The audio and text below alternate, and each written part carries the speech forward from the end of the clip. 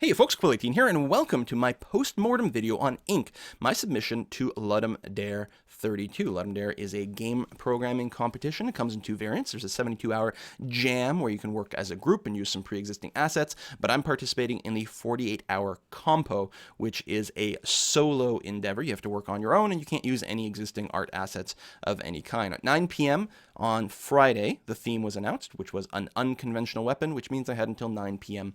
on Sunday to finish the game. My interpretation of the theme was to play on ink. Basically, your main character is in a literary land, for alliterations.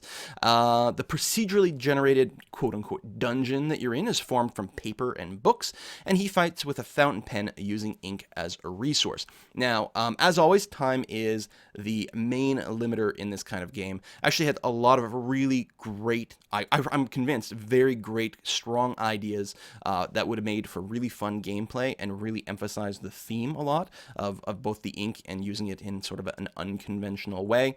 But because of time limitations, ultimately the combat had to be relatively simple in the end. Basically, you do still you can shoot a beam of ink basically out of your pen and use that to fight enemies. And if you do run out of ink, you can just turn to stabbing people with the pen itself if need be. Enemies pop out of books. The idea is that sort of theme where everything is from a book, and when you kill an enemy, it disintegrates into letters that tumble onto the ground. And it's a little hard to tell if you're just playing, but the letters actually always spell out the name of the enemy. So if you kill a ninja, then it'll drop the letters N-I-N-J-A.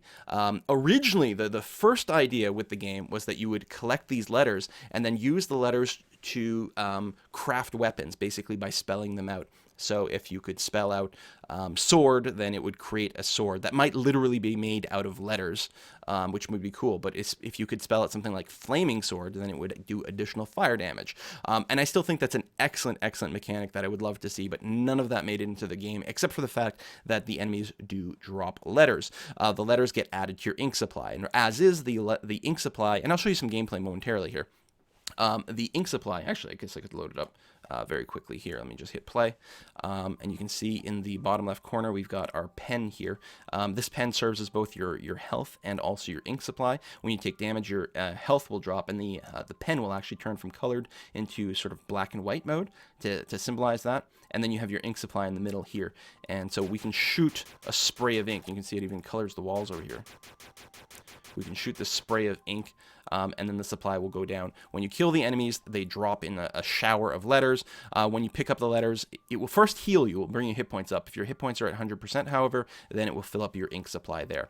And again, you can stab people with your pen. It's actually pretty good because it actually does like an area of effect damage. You can hit multiple enemies at once as you sort of cleave through them.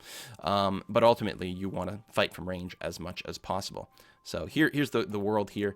The walls, again, are made out of books. The ground is paper. Your character leaves little ink stains behind as he walks around. And I think is ultimately very cool. I'll show you the combat in a little bit. All right, so that was my interpretation. Again, oh, the other thing, right. So even after I got rid of the idea, I realized that the crafting weapons wouldn't work. We actually have a neat effect that if I pause here and then find my player, I could show you something. The other thing I wanted to do, but we didn't make it in here. I have these ink splots, and if I grab this one called Fire Trap, which is a test, put it in like that, and then we go back into the game and unpause it here. This sort of mechanic where you could write on the ground was another idea, using some of your ink, write down the word fire trap. I mean, I wasn't going to make you literally write anything with the pen because it would have been too tricky, both for the gameplay and also for the game to interpret what the symbols were supposed to be. But, there'd be some button or something that would use some of your ink mana to put down a fire trap on the ground that people would walk over, or the level could have been generated itself with some fire traps that you had to, avoid and be careful. And I think the effect is just wonderful, especially with this font here. I think it just looks gorgeous on the ground, but it didn't make it into the gameplay, which is very sad. Time limitations. And speaking of time, let's go look at some of that breakdown over here. Oh, first, the tools that I used. On the visual side, I used Unity 5 as the engine. Substance Designer is the system that I used to make all my materials and textures and things like that. It's a procedural material generation system, which is quite fun to work with. I used Blender for my 3D. Technically, this is Blender, I think. 2.71 is what I used, and I think I have Substance Designer 4 point something. I think it's 4.5 or something like that, and Photoshop whatever version this is. It doesn't particularly matter. How do I get the welcome system info?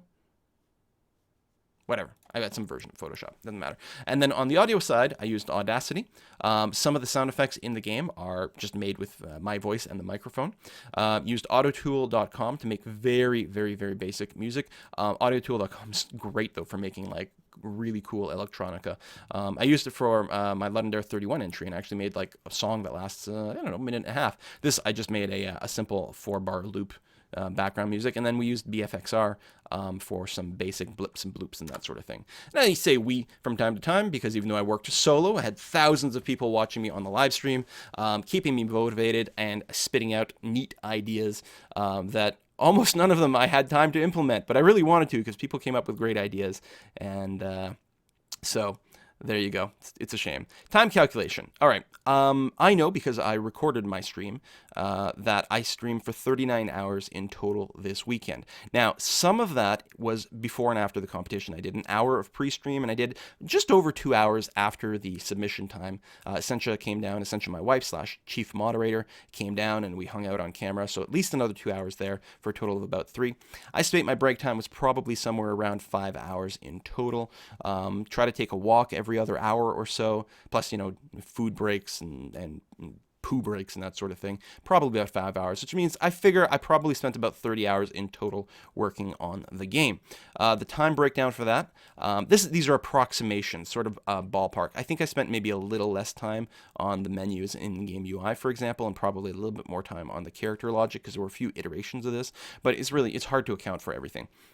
Most likely the biggest chunk of it was the map generation / art. Most of the Friday night from the theme announcement at 9 till about, 4 o'clock in the morning was almost all spent on just the map generation, and then more of that going forward as well, especially redoing the walls and getting happy with the textures and the models there. The character logic for both the AI opponents and the player itself probably was the next biggest chunk of time, followed by character art and animation, which is my weakest. Turns out I'm apparently not terrible at drawing or arting inorganic things, right? Like just everyday objects, and I can apparently do a half-decent job of throwing them together in Blender and also texturing them to a certain extent. But actual character art is very difficult for me, and it also represents something that I think just takes a lot more time. Right, to make someone who looks convincingly human, it takes a lot of time to get the nose just right, get the slope of the shoulders just right, and then to animate that. I quite like the main character. Again, if we pop back over here, I'm actually very happy with Inkwell McWordsworth over here. I like this sort of stylized, cartoony look. The feet just sort of floating there. The top hat, I was trying to go with like the top of an Inkwell bottle, an ink bottle with like a cork in it. You got the pen over there. And, he's got a little suit, a little bow tie, and I think he's great. Obviously very simple, but I'm very happy with the look of him. Whereas the enemies, I'm mostly not happy with the look of them, and it was just, I had to rush really, really fast to get it done. But there'll be more of that later on. Time spent on visual effects, particles, and projectors. I actually probably spent a little bit more time on that than is listed here. And that includes things like projectors include the footprints and also the ability to spray and hit the wall and do that. And also when you kill an enemy, they leave an ink stain on the ground.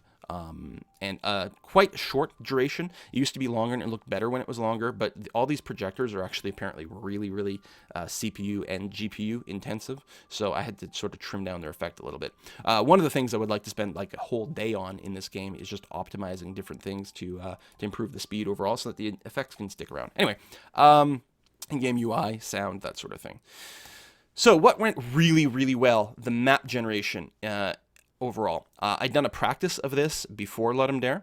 I didn't do quite as good of a job as I did for the one that's in Ludum Dare. This map generation system does really good sort of roguelike / Diablo-like maps, and it's tunable in a variety of different ways. You can change how many rooms get generated. I think the version that I use in the game. I think I set it to generate 20 rooms, and again, in the version of the game, the rooms are relatively small compared to the hallways and relatively spread out, so you end up with these long hallways, but you can easily change it around so that the rooms are a bit bigger and don't start off as spread out, and you get very few hallways. Instead, you get a lot of rooms that are just adjacent to each other, and you can walk through a doorway from one room directly into another room, which is great depending on what you're going for. I was quite happy with this layout. I think it had a good feel for this kind of game, but it was very tunable. It uses graph theory and things to make really, really good maps, and I'm super, super happy with how this worked out.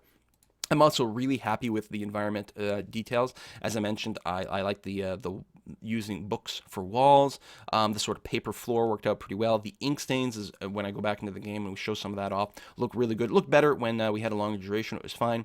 When you kill an enemy, they explode in a shower of letters. I think those are very cool as well. And the real star, though, is enemies spawn from these books that are lying on the ground. As you approach them, the books open up and then the monsters sort of pop out of there. This is gorgeous. I'm so incredibly happy with the look of this and also the animation of the book happening. What went wrong? Well, lots of things, and almost all of it comes down to just, time is incredibly tight. 30 hours is simply very, very little time. If I had spent half as much time on the map generation and the environmental art, then a lot of the things that I'm about to say went wrong would have disappeared. Maybe there would be something to be said about that. I'm not sure if I could have made the maps faster and still been happy with them. It took a lot of iterations for the walls and everything. I mean, the map looks. I'm super happy with the environment, but I can't art organic objects. In general, I don't do a very good job of that. But more importantly, not with the minimal amount of time available. I can't take 30 minutes and whip together something that looks like a convincing ninja. Give me 4 hours or maybe a full day, and even I, with my limited art skills, could probably make a cool sort of cartoony ninja. But I can't spend a day to make a proper ninja model. So that's tough. If the game were 2D, I could do things a little faster. But there's some things that I do much worse in 2D than 3D. Again, the environment wouldn't have looked as good with my limited 2D art skills, but I probably could have made a slightly better, 16-bit ninja. But what I should have done is focused on enemies that were inorganic, such as typewriters and whiteout bottles. And I'd really actually hope there's a pirate in the game who's like the shittiest model in the whole game. And I'd really wanted to make another pass at him where the cannon that he uses was actually whiteout bottle. And just doing that by itself would have been better. But honestly, just having like whiteout bottles as enemies that shoot out goops of whiteout would have been good. Typewriters could spit out keys at you. And I think I could have done... I could have been really fast making these, and I think I would have made something that looks a lot better as well. There's not a ton of enemy variety. I really wanted quite a bit more of it, but again, it was the amount of time it takes to art a new enemy. If I could have stolen time from somewhere else or acted faster if I was working on inorganic enemies, then we may have been able to stick a few more in. But I'm disappointed by the lack of enemies. That being said, I will point out one thing that I forgot to mention at the start. My priority with Ludum Dare games is always, first of all, they have to be fun. That's top priority. Secondly, I want them to be completable in 5 minutes, maybe 10 at the most. I want them to be relatively easy. I don't want the game to defeat you because I want people to actually see the game. I want people to experience the game, which is why short and all that. So you don't need a ton of variety for that sort of thing. And so yes, so fun and short gameplay, sort of overall quality is important. One of the things I'm not particularly interested in is necessarily making something that's intentionally avant-garde or innovative necessarily. I want a fun game that is easily to play. This game here is not terribly innovative or novel, but I think it's relatively fun. I think it generally looks good, but the lack of enemy variety, that bothers me. And more importantly, I'm really sad I didn't have time to implement a proper endgame. Originally, the goal of the game is to pick up these 3 pieces of inspiration so you can finish your book before your editor gets mad. But originally, I wanted the 3 pieces of information to actually summon the editor, or rather, summon you to him. So it would teleport you to a room apart from the dungeon. You have to fight the editor, who, while you have your beam of ink, he would use like a highlighter beam and, I don't know, some other set of attacks. I wanted to have a few different attacks, but I would have had to implement like a system where the enemies had multiple different attacks, which currently they do not, just art a few more things, and just didn't have enough time for that, which makes me sad.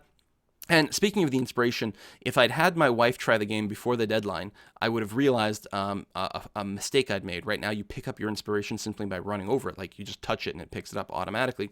But as it turns out, it's quite easy for you to be standing where the inspiration spawns and not really notice that you've picked it up, and not really recognize what's going on. I should have made it sort of a click to collect thing so that it was very explicit that you're doing something important there.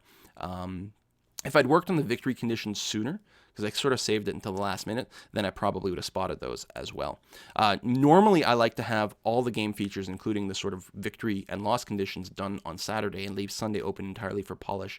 But it ended up, I kept pushing back the victory stuff more and more and more because I was still hoping to do this boss thing.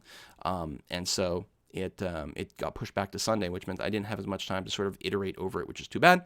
And we failed to have enough time to implement more cool ink-based abilities, as I mentioned at the beginning. The ability to originally use the letters to create weapons, but even barring that, the ability to put writing on the floor and really emphasize the theme quite a bit.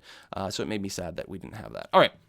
Let's do a little bit of gameplay. Now, what I'm going to do is actually I'm going to mute the computer sounds. And the reason for that is one of the game effects, the picking up of letters that happen after you kill an enemy, the audio source on it is actually set to be very, very low volume. But in the end, I ended up playing the sound through a different function that ignores the volume on the audio source, which means it's overly loud. So these blip, blip, blip, blip, blip, when you pick up the letters is far too loud, far louder than it should be. There's quiet music in the game. If you play it yourself, you'll be able to hear some music and a variety of different sound effects. But for this, I think it'll be better if I just keep the, you'll hear some of it through the microphone, but other than that, it's muted. So yeah, so here's the environment. You can see the mini-map over there. The books come in they have three different varieties. Originally, I wanted to also have, the book walls themselves have different materials. And the system is all set up to support that. If I had a variety of these, then it would have used, with different materials, it would have been totally okay with that. And then within the model itself, within the sort of prefab for a book, this prefab here has three variant objects, like sub-objects within it, and those represent the bookmarks. So there's this hard one like this, there's a floppy cloth one like that, and another floppy cloth one that extends onto the floor, and I think is one of my favorite effects into the game overall. So we're going to enter our first room. We've got these bat books, these book bats over here that flap at you and try to hit you, and you can see my hit points down here, so taking a little bit of damage. We'll kill it. One of the things I think I mentioned earlier is when you kill something, it explodes in letters that spell it out. So I already picked up the B, but the A and the T is still there. So it's not necessarily visible, but it's sort of a nice touch if you realize that it's going on. Also, when I kill something, watch the ink stain on the ground. Again, I kind of wish the duration was longer, but I kept having to nerf the duration of some of those effects just because it was too hard on the computer. So I know that this red book over here controls ninjas. Or Kane's ninjas. It also, if you could get close enough, the label on it actually says something like Japanese culture, myths of the ninja, or something like that on there. But watch the book opening effect. It's one of my favorite things in the entire game. It's actually one of my favorite things I've ever done in any game. So the ninjas have two varieties. They have the melee ninjas, which can occasionally teleport at you and just try to punch you. And then there's ones that throw throwing stars at you, but the throwing stars are actually asterisks. See here, they do randomize their cooldown a little, so they shouldn't always throw it in sync, but I probably could have put a little bit more variation in there just to split up the attacks just a little bit. The ninja model is relatively simple, and I kept wanting to come back and give them like a red scarf or something like that to make them a little bit less boring, but what can you do? Okay, so I'm going to go up, I'm going to run up and melee it with the pen here, which will, because it does some splash damage, it should kill all of them in one hit, and just watch the ink stains on the ground. There we go. That. And it fades pretty quick, but I think, and again, if I hadn't faded it away, if I didn't have to do that, it would have been wonderful. I do have a pooling system in the game for a few different things, but the one thing the pooling system doesn't do is keep a maximum cap of instances.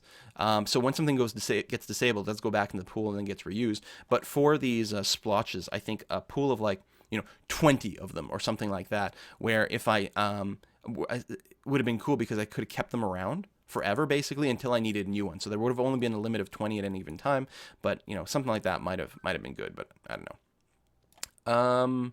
What else was going to show off? Oh, the little circle underneath here. If you're holding down the mouse button and you sweep over an enemy, it'll lock on to that enemy, because especially with things that are moving around, and with you moving around, it can be hard to keep focused on there, especially for the melee attack, because you've got to be relatively close and clicking on it to melee it. So what happens is, if you're holding down your mouse and you pass over an enemy, it'll actually lock on to that enemy. If you move your mouse onto another enemy, then it'll switch your focus to that one. But more importantly, if you move your mouse off of the enemy, you will still stay locked on to that original enemy. And it makes it a lot easier to sort of land those blows, and not sort of like, oh, the bat just barely moved out of the mouse, so now you're sort of canceling your movement and your attack, and you're going in a different direction. So it's a nice little quality of life. I could have removed the targeting circle, and I think it would have felt perfectly organic. You wouldn't have realized it was doing this lock on at all. You just would have been like, no, it's relatively easy to target things, and which it should be. This is not like an FPS shooter. The skill component of this game is not, keeping your mouse on a little target. So apparently we're getting another book of ninjas over here. So we'll wipe them out. Use some of the laser beam here. Oh, I'm out of ink. So yeah, there's that running out of ink effect here. So as I pick these up, first my health will replenish. And then when my health is full, which I didn't quite get there, it'll start giving me ink. Originally, these books were called something like devil books or something like that. Their name was longer, so they dropped a lot more letters, and it was much easier to stay healed. Okay, problem number one. You're going to see, first of all, this shitty effect. We're going to have to discuss this. But right there, you saw I accidentally picked up the inspiration. You probably didn't even notice it on the screen, and that's one of the issues. I really wish that you had to click explicitly on the inspiration to pick it up, because this will happen a lot where you don't notice something happening. So that's why I keep trying to move back here. First of all, it's safer if you sort of just get close enough to open the book and then back off. More importantly, it means that you won't accidentally pick up the inspiration and miss the effect. So that I'm sad about. Also, I really wanted, when you picked up the inspiration, for them to be a pop-up and sort of like it's you working on your draft. It's like, oh, it was a dark and stormy night. No, that's terrible. Let's not go with that. And you sort of crumple it up and throw it away. But ran out of time, so like really quickly, like I took like 3 minutes because I wanted an effect. Originally, not originally in sort of any planned way, but you could pick this up and it's like, and that was it. You got a little like sound fanfare and that was it. But I really wanted some sort of visual on the screen letting you know something happened. So very quickly, I threw together this little effect where the inspiration word comes across the screen, so you at least realize something happened, even though it looks like shit. And originally supposed to come on right away, but at different resolutions it was sort of visible, and I didn't have time to like work on a system to toggle it active and inactive and whatever. So I'm just like, I moved it further to right to be off screen because I was throwing this together with like seconds to spare, basically. And because it's so far off screen, it actually takes a while for it to show up. So you pick this up, and then you're going around, and then some seconds later, this incredibly shitty effect comes across the way. So yeah, that's a thing. So we're going to look for the third one to complete the game. Oh, I didn't actually show death yet, so let's die. I'm going to get out of this neck of the woods and find some more rooms. Wanted more clutter, wanted more variance where, like, instead of bookmarks, there was maybe just a stack of books, in front of these, just to add more variety. So here's the pirate. I should show you that. So the pirate Blackbeard is my least favorite model. For a variety of reasons. The model itself is relatively bad, but I also didn't have any time to actually texture it. These are simple, straight up materials over here. And I want to replace his cannon with a bottle of corrective fluid, whiteout, and then shoot blobs of white, which I think would have been very thematic. So this one will kill me. So, and that was the last anyone ever saw of Inkwell McWordsworth. His final words were left unpublished. The end screen is not particularly brilliant, although I do love that phrase quite a bit. I always prioritize, I say it's not a game if you don't have a win condition and a loss condition. So here's our loss condition, but at the same time, it's very important to me that people can finish the game of Ludum Dare relatively easily and quickly. So there's a respawn button here. You can have your epilogue. It just respawns you with full health and ink. So you can come over and kill this Blackbeard if we want, and then keep running around. And yeah, we don't have to kill them all. We just have to, we do have to finish the swarm of bats, though. That's quite a few of them. We just have to find, there we go, the inspiration. I have the map set to generate 20 rooms, and so 20 rooms. The room you start in will have no book spawner at all. We'll have no enemies, but every other room will have a book in it. So technically, this is a room. It's just a very skinny room. We'll have a book in it that will spawn an enemy, and 5 of those books will contain a piece of inspiration. So you don't have to go around and open up every single one. On average, you'll open, maybe you'll have to open a dozen. Sometimes you'll get lucky. It'll be the first 3, but that's pretty unlikely. But it also means you don't have to clear every single room because 5 of them will have the inspiration. So when I pick this one up, we will win. And again, here, I would have liked it if you picked it up, like explicitly, if there was still a pop-up, and if there was a smooth transition to this screen, but, had to be done. I do like, this whole thing. Even the frayed edge here, it was sort of a result of poor cropping, but it's kind of that raw paper cut look, which isn't bad. That I could probably use a little anti-aliasing, but ultimately I like the look of this quite a bit. I think it works with the theme very strongly. So you click on the end over here, it will exit the game completely. You can also restart it, and both on this page, but also on the main menu, there's the credits link over here, because that's obviously very, very important, and it'll show up in here. But I also want to explicitly thank everyone who came out to watch the live stream. There were thousands of you who came out and watched, and that's the reason I enjoy Ludum Dare Weekend so much. If I didn't live stream the whole thing, I probably would not have participated 11 times like I have done now. It just makes it it's just brilliant. It's fun. It's amazing, and I'm hoping it helps to give more people the interest and passion to go out there and make games themselves. We need more games in this world, so get out and get it done. I think that mostly addresses everything I want to talk about this. You can check the links down below for my Ludum Dare entry page, which will also contain links to the PC, Mac, and Linux download versions. There might also be a web player link on there. And you can also download the entire Unity project yourself. Note that I'll have to make this explicit in the download file, actually, but it's not an open source or public domain thing, but you can download the project and take a look at it if you would like to see exactly how it is put together. I do like these these buttons here. It would have been nice if this was like an actual story text as opposed to lorem ipsum, but I couldn't find a way. I couldn't think of a way to incorporate these phrases into a story text that kind of made any sense whatsoever. But yeah, that's the main menu. A little story, a little introduction, play, kill the bats, go and explore. Thank you very much for watching this.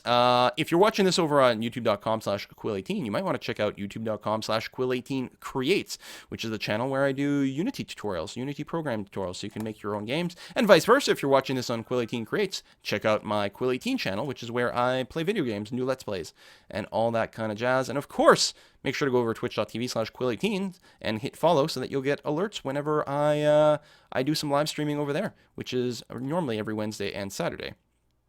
And I will see you guys next time. Bye-bye.